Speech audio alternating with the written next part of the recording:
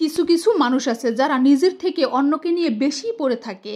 কে কি করলো, কে কি খেলো, এইসব নিয়ে আলোচনা করে এবং অন্যের কাছে বলে বেড়ায়।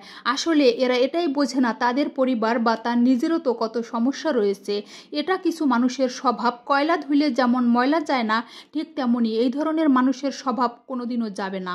হ্যালো এভরিওয়ান, আসসালামু আলাইকুম। কি অবস্থা সবার? চলে আসলাম একটি লং ভিডিও নিয়ে লাইফস্টাইল অফ সিফাত সাফওয়ান থেকে। প্রতিদিনের মতো সকালটা শুরু করলাম। বাসায় ছোট বাচ্চা থাকলে বেড বা বাসায় একটু বেশি নোংরা হয়, তাই আমি সপ্তাহে একবার বেডশিট চেঞ্জ করি। তাই সকালবেলা বেডশিটটা চেঞ্জ করে বাসাটা একটু ঝাড়ু দিয়ে চলে আসলাম সকালবেলা নাস্তা তৈরি করতে। আজকে আমি সকালের নাস্তার জন্য পাউরুটি ভেজে নেব আর চা তৈরি করব। আমার কাছে শর্টকাট নাস্তা হচ্ছে এটা, পাউরুটি ভাজা আর চা বানানো। তো আমি বেশি চা খাই না, মাঝে মধ্যে আমি সকালবেলা চা খাই। আর রাত্রের বেলা তো আমি চা খাইই না, রাত্রের বেলা চা খেলে আমার ঘুম হয় না। তাই আমি আজকে সকালবেলা একটু চা আর পাউরুটি ভেজে নিলাম। এটা দিয়েই আমি আজকে শর্টকাট নাস্তা সেরে নেব।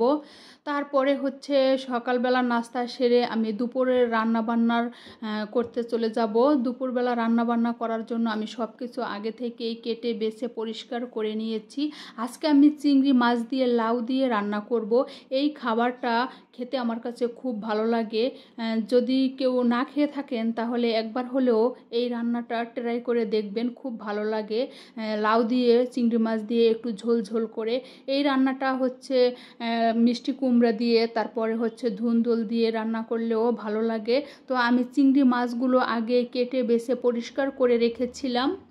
মশলাগুলো কষিয়ে তারপরে আমি চিংড়ি মাছ দিয়ে দিলাম। দিয়ে এখন চিংড়ি মাছগুলো ভালোভাবে কষিয়ে নেব। চিংড়ি মাছের যে ঝোগা থাকে, আমরা এটাকে ঝোগা বলি, তো আমি ওটা ব্লেন্ড করে নিয়েছি। নিয়ে এখন চিংড়ি মাছের ভেতরে আমি এটা দিয়ে ভালোভাবে কষিয়ে নেব।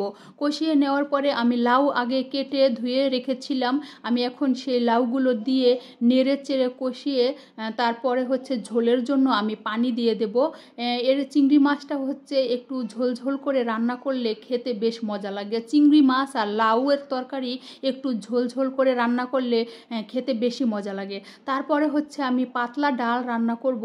আমি ডালটা ভালোভাবে জাল করে নিয়েছি। ডালের যত জাল হবে তত খেতে মজা লাগে। তারপরে আমি একটু রসুন পেঁয়াজ এগুলো তেল দিয়ে আমি একটু বাগার করে নিয়েছি, একটু জিরে দিয়েছি ঘ্রাণ হওয়ার জন্য।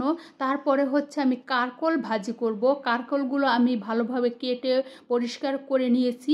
এখন আমি ভালোভাবে ভাজা ভাজা করব কারকলগুলো। আজকের মতো ভিডিওটা এখানেই শেষ করব। সবাই ভালো থাকবেন, সুস্থ থাকবেন। ভিডিওটি যদি ভালো লেগে থাকে তাহলে সবাই লাইক কমেন্ট শেয়ার করে পাশে থাকবেন। দেখা হবে অন্য কোনো সময়ে অন্য কোনো ভিডিওতে। Thank you for watching.